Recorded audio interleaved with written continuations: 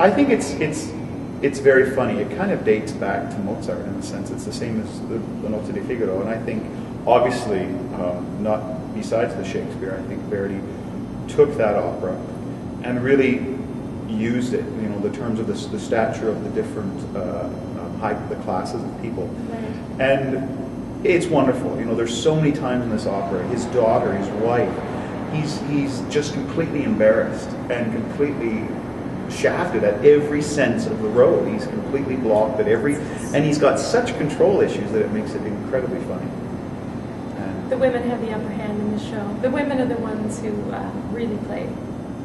They get the last laugh. They do. Well, Falstaff gets the last laugh, actually. Really? I think so. The women do. I don't get any laughs. I just get caught. It's a very different opera in the sense that, in terms of the plot, you know, Inventor was an extremely dark, realistic, true story.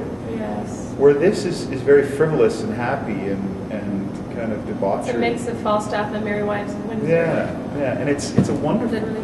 it's a wonderful play, and there's so many, and Michael Cavanaugh brings so much amazing, He's disgusting hilarious. humor. It's really quite amazing, and it's going to be a very fun show.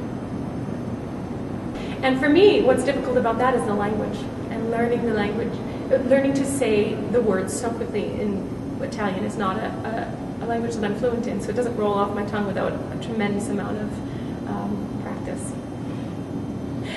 Yeah, That's a challenge for me. I think you nailed it. I think there's no arias in either opera, so that makes it very difficult because you're constantly dealing with changes of tempo, changes of mood, Yeah, and they're that very was in similar. Grandma They're a lot. they're very similar. I find Falstaff very interesting because, and actually we just did the Inventor, we recorded it in Vancouver, and that opera and Falstaff are the only operas where I had to go back and relearn them. You know, other operas like Traviata, Bohème, it's there. I can look at it 2 weeks before.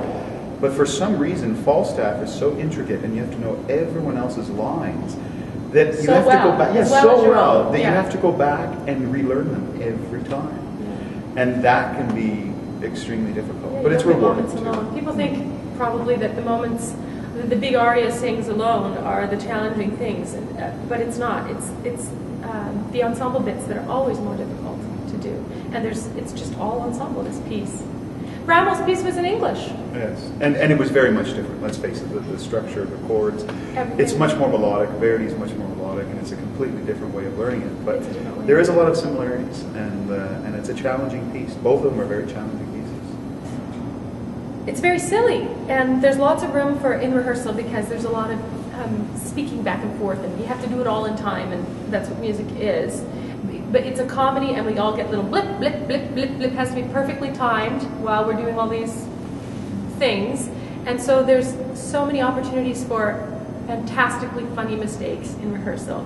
And unfortunately, or fortunately, in my opinion, we spend a lot of time laughing Yes, we in do. rehearsal. I mean, stomach laughing. Now we're pretty early on. We've only been in rehearsals now for a week, but I'd say my favorite time in the production so far is watching Pistole and Bardolfo, because some of the things they do and some of the things that Michael has them do is outrageously, disgustingly funny, and I think that's what this opera needs. It needs these characters that are over the top. The production is very realistic, but yet it's stylized, so everything is over the top, huge walls, huge contrasting lighting, so that he wants the characters like that. Yes. So Pistole and Bardolfo, they're rude guys, they're lower class, but he really goes the distance to get these really incredibly disgusting images, and it's just debauchery. It's really, I was completely blown away. And I've done this before with a very funny cast, and I was just, I thought, what's going to happen in my duet with Falstaff? No, I think this is a paramount production for the Calgary Opera, and people have to come out to see it, because it's Falstaff. How many other times are you going to have a production like this? With, I might add, is an all-Canadian cast, which Bob McPhee, I now realize, tries to establish. But I can't believe that it's such a high level of music making with a completely Canadian cast. Gaëtan Leperrier, he's an idol of mine. I've worshipped his baritone. When I was at the Canadian Opera Company Ensemble, he was a baritone there, and I just could not believe seeing this guy. So I'm really excited to work with him. I think it's going to be a wonderful show. And this is the last opera he's doing. Yes, he's retiring after this.